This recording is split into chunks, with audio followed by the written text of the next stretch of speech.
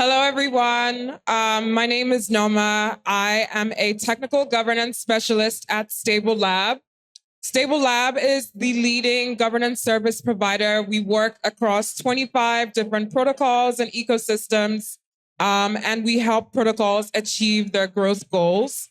We prioritize active participation in governance, and we work really to facilitate the governance process and undertake special initiatives within DAOs.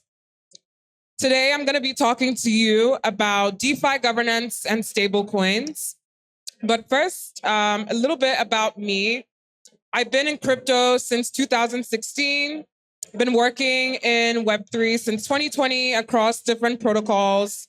And I currently work as a technical governance specialist across protocol DAOs on ETH L1 and L2, more specifically Lido, Safe, and I do some work with Element and Near Protocol as well. I enjoy DAO drama, building systems, augmenting social structures, and solving problems. First of all, why is governance in DeFi important? Why does every DeFi protocol tend to have a DAO? There's a couple points here.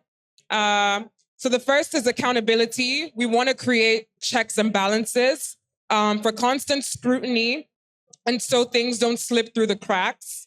We also want to create transparency, so reducing closed door decisions and also reducing the amount of people who can sort of go behind the scenes and do things without any social consensus. Decision making also, stakeholder alignment is really important for these protocols that oversee funds to the tune of billions of dollars. We also have governance in DeFi to create opportunities for participation and inclusivity. This creates an accessible environment. And we also have this for efficiency and speed, which is really important to create this agility and response, especially for critical risk emergencies and risk opportunities. And then it also creates flexibility and innovation and opportunities for expansion and growth, positive flywheel effects for the entire DeFi ecosystem.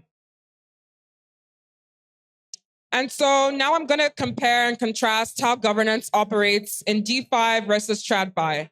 So on the decision-making angle, decisions are typically community-driven in DAOs, whereas in TradFi, it's a lot of hierarchy. Decisions are made by central authorities, executives, and all the bigwigs.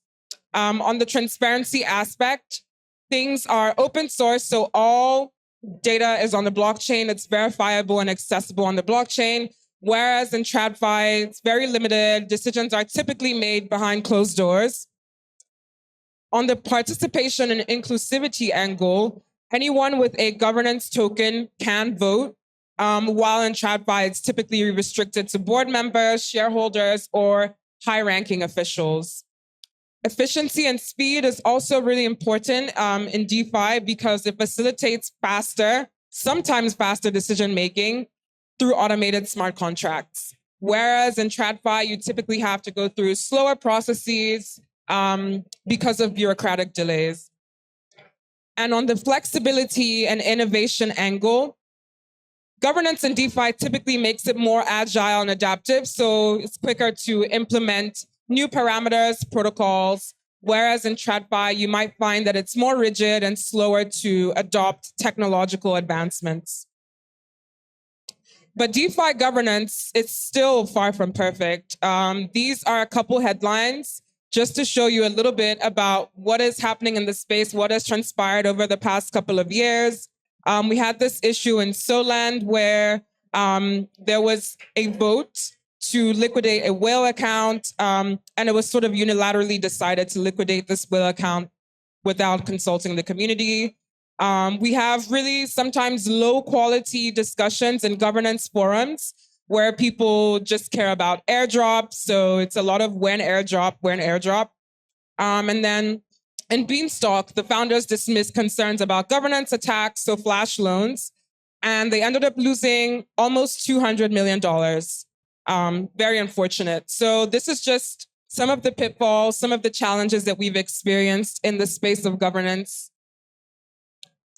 There are still lots of challenges to work through, including lack of participation. So a lot of DAO forums are empty, or they often have the same few people, the same governance service providers or individual contributors as participants. This leads to a very small sort of pool of contributors, a lack of diversity in perspective and skills and contributions.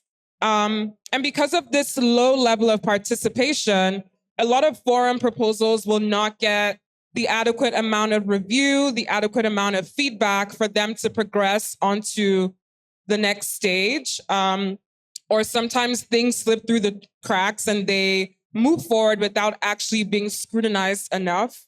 Another thing is low quality discussion. So like I showed you in the previous slide, there's often a lot of chatter about airdrops and token price, which is sometimes detractive from some of the main ideals of the DAO and of the protocol. And then another one that we see pretty often is on and off-chain votes missing quorum. And so things are really not able to progress the way that they should. And for core protocols in the ecosystem, this can actually prove to be pretty risky. Another challenge is too few or too many checks and balances. So you can see on this slide, we have a host of stakeholders in the DAO who have to sort of pass these decisions before it actually gets implemented. On the other side, we have a very complicated flowchart depicting MakerDAO's real-world asset application process. And it's like, who really wants to go through this before getting something passed, right? So sometimes it is a bit restrictive to have too many checks and balances in a DAO. It can sometimes lead to a couple things, including gridlock in decision-making, reduced efficiency and speed. And on the other hand, too few can lead to a lack of accountability systems, opaque processes, mismanagement and misuse of funds, and a lack of coordination all around. Some other challenges currently faced in DeFi include voter apathy. So this is when people typically feel like they don't have to vote because it's not going to make much of a difference. And as you can see, it can easily devolve into voter atrophy. We also have centralization of power. So when token holders typically control large percentages of the tokens in circulation, and they end up being the decider in votes. So a lot of people can feel very discouraged to participate in governance when there is a lot of centralization of power in the DAO. Another thing that DAOs face in terms of challenges is this legal and regulatory uncertainty. It's pretty gray right now. A lot of people don't really know what they should be doing or what the right legal frameworks are to follow. So that can create a lot of challenges when participating in DeFi governance. And now I'm going to talk a little bit about stablecoins, just some background. I'm sure we already know a couple of these, but I'm going to be talking about the three main types of stablecoins that you'll find in DeFi. The first is fiat collateralized stablecoins, which are backed by fiat currencies like USD, usually held in reserve. So we have USDT, which is one of the earliest and most widely used stablecoins, backed by USD reserves. And we have USDC, which is issued by Circle and Coinbase, also backed by USD reserves and audited regularly. And the mechanism of stability for fiat-backed stablecoins is typically collateral reserves or redemption. So users can redeem stablecoins for the equivalent amount of fiat currency or collateral reserves. They have an equivalent amount held in reserve. The next type is crypto collateralized. So DAI, which is issued by MakerDAO, is backed by crypto assets like ETH or other ERC tokens. We also have Go, which is issued by Aave. It's a decentralized over collateralized stablecoin. The mechanisms of stability for this particular stablecoin is typically over-collateralization. So this accounts for the volatility of crypto assets. They're backed by a higher value of collateral than the stablecoin issued. Collateralization ratios, this ensures that the value of the collateral exceeds the value of the stablecoin to maintain stability. And then automated liquidation. So positions will typically get automatically liquidated if the collateral value drops below a certain threshold. And then we have algorithmic stablecoins, one of the more interesting primitives experiments in DeFi. They are stablecoins that use algorithms to control the supply and demand to maintain the peg without collateral backing. So one of the more popular examples of algorithmic stablecoins is UST, Terra USD, which was an algorithmic stablecoin that used to be pegged to USD. It's now defunct, unfortunately, and we'll get more into that case study. So the mechanism typically for algorithmic stablecoins is supply adjustment. So the algorithm will adjust the supply of the stablecoin to meet demand and maintain the peg. And a burn and mint mechanism is typically where users can mint new stablecoins by burning the reserve asset or vice versa to adjust the supply. And now we've talked about DeFi governance, we've talked about stablecoins. So we want to explore how they actually interact and how DeFi governance can influence the stability of these primitives and assure their security and so on. So one is the governance framework. Governance frameworks are typically what orchestrates or what dictates how decisions are made in DeFi DAOs. And they can typically impact the stability and functionality of stablecoins. They often include risk management strategies crucial for maintaining stability. Also collateral management. So most DAOs will have collateral onboarding and offboarding templates, which will decide what assets can be used as collateral and dictates the criteria for actually adding this collateral to the protocol. And then the collateralization ratios are like adjustments to collateralization ratios often governed by the community to ensure its stability. On the other hand, we have protocol upgrades and changes. So DeFi governance also governs smart contract upgrades, typically through on-chain governance. Governance will vote on and implement upgrades to the protocol's smart contracts, especially managing its stablecoins. It'll adjust different parameters, such as stability fees, debt ceilings, auction mechanisms, and so on. But something really interesting is also there's a couple protocols that have taken a different approach to this. We have Ibisu, we have Liquidity, who have actually adopted the minimal governance strategy because they essentially have these preset and immutable parameters that cannot be changed with governance. And this might actually be more suitable for risk-averse protocols or users, and it can assure a more predictable experience. Crisis management is also really interesting, how DeFi governance can affect crisis management. So governance can take immediate actions during market downturns, during network outages to protect the stability of stablecoins and other assets, of course. Also, emergency proposals, we typically see those go through governance to address emergencies and ensure swift decision making. So most DAOs will have some arrangements or some procedures to take when there are emergencies. Our first case study is going to be about MakerDAO and the stability of DAI. So some of the main governance actions that you will find happening in MakerDAO around DAI are typically introducing new collateral types to diversify the collateral pool of DAI. So Maker holders will vote on proposals to add or remove collateral types based on their risk assessments. Successful proposals will lead to the integration of new collateral types in executive votes, which ends up improving the stability of DAO. of DAI.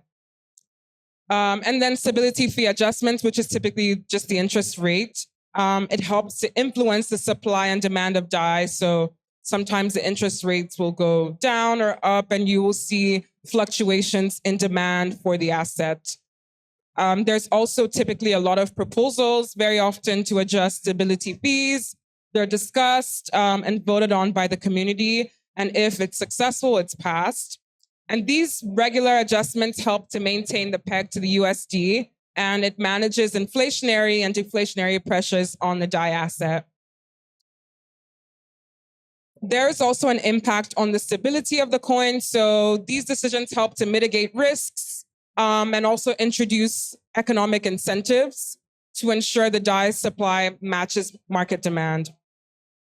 So I'm sure a couple of us remember Black Thursday in March of 2020, when there was a really sharp drop in ETH prices, and coupled with some network congestion, it led to a lot of liquidations, which posed a very critical threat to DAI stability. But the DAO acted really swiftly, and it raised a debt ceiling, added USDC as a collateral option.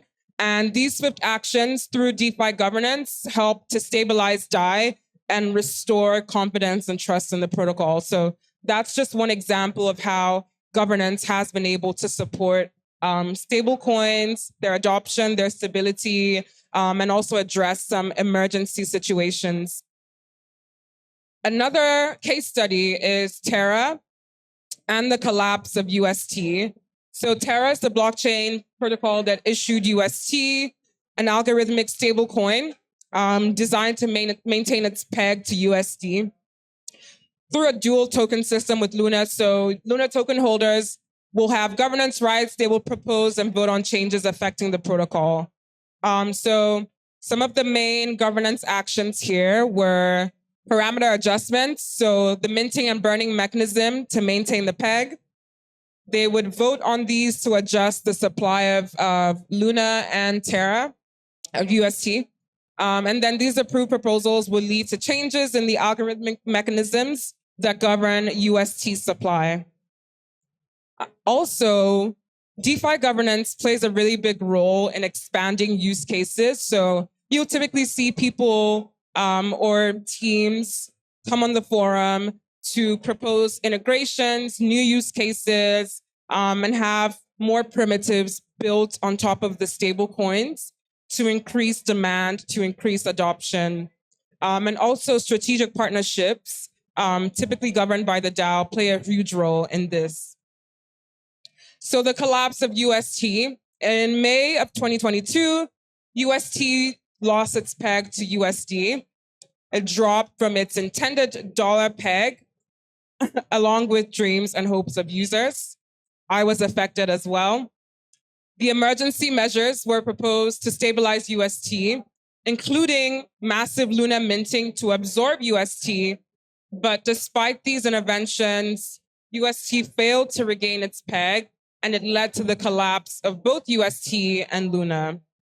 So some of the lessons we can learn from this case study are there's a lot of risk associated with algorithmic stablecoins in general, and governance can actually be pretty limited in managing this extreme level of volatility. There's also a need for collateralization. I love DeFi experiments, but it's pretty important to have collateralized stablecoins for maintaining stability in volatile markets, such as the one that we have. So some of the key takeaways here are transparent and well-defined governance frameworks are really crucial for stablecoin stability. We can also say that effective governance processes are key to resilience and stability of stablecoins.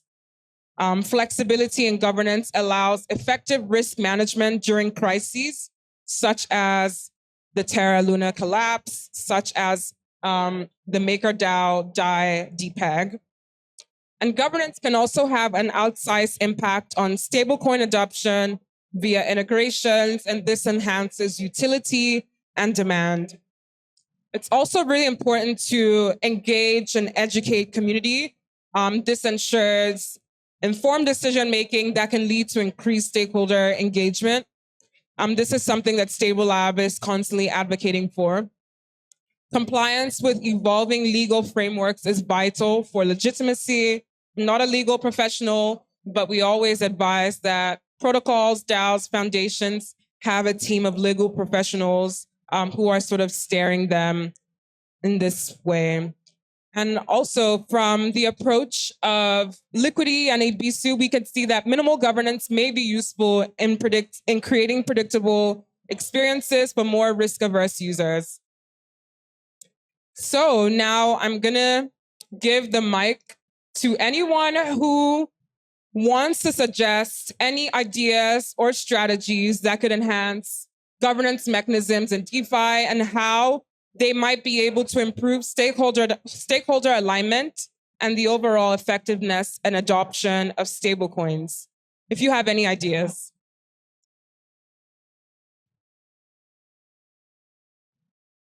Yeah. So I'm curious what you think about requiring governance participants to stake and then potentially slashing them for not performing well. One of the things, even when you do have active governance participants, is that lack of feedback in a timely fashion, lack of even one revision of a proposal is not enough. Like if you look at any business, like you want to actually drill into something a lot before you get a really high quality plan of action that you can execute. So I'm curious what you think about, slashing and penalizing for like not hitting certain performance metrics for governance participants. Very good suggestion. I think that strategy is really interesting because when you have governance participants stake, it also means that they have a vested interest in decision making.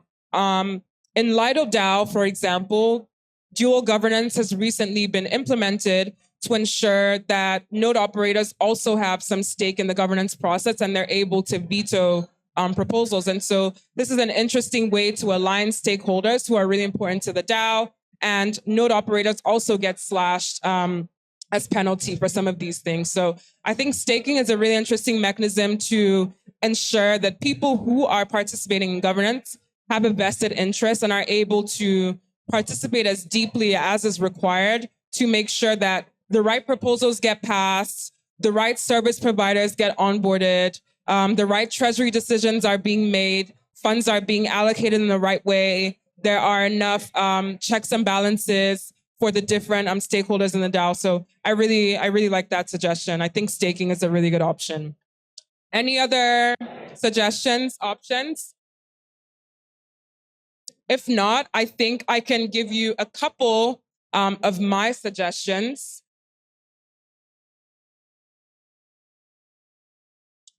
So I really like the idea of dynamic governance models. So adaptive voting, and we've already seen quadratic voting being implemented. I think it's a really interesting way to have governance that is dynamic and that's able to adapt to the changes in the ecosystem, in risk, in market conditions, in fluctuations, and so on. Incentives are also really interesting. And something that we also advocate for at StableLab, we've pioneered quite a few compensation initiatives for governance participants. So in Uniswap, more recently, for example, we authored the proposal for delegate compensation. We advocate for that in the DAOs that we work in, like Arbitrum, Safe, Aave. And we already have been able to administer some of these incentive programs. And just like you mentioned, staking for engaged governance with vested interest. Transparency is something that I think you can never get enough transparency, right? So real-time data on governance decisions and their impact, I think is going to be really useful and is already proving to be useful. I'll speak a little bit more about real-time data on governance decisions in our next slide. I really like community funds, so allocating a portion of the DAO's treasury to grants, to bounties for innovation, bug bounties, making sure your protocols are constantly being audited. Cross-chain governance, there are some really interesting things happening there. Recently, Tally and a couple other teams like Wormhole, like ScopeLift, have collaborated to come up with MultiGov, which is a multi-chain governance primitive that I think will really widen participation and cohesiveness in governance decisions across all the different ecosystems. And as we, deploy more of these layers, layer 1s, 2s, 3s, ecosystems tend to get more fragmented. So I think better cross-chain infrastructure will really facilitate more seamless governance across chains. Risk management, so automated tools and insurance products to manage risk. Gauntlet is doing some really interesting work here. Education, of course, so informative programs, constantly paying attention to the inflow of participants in the DAO and making sure everyone is up to speed with regular updates is really important. And then AI, more recently, has become very interesting to see how machine learning can be applied for predictive governance and measuring the outcome of proposals as well. And yeah, Stable Lab recently launched our flagship product, Force. Force is a data analytics and intelligence platform to drive DAO growth and sustainability. It provides comprehensive performance metrics and insights. So some of the key features are advanced data analytics. It takes a governance-first approach.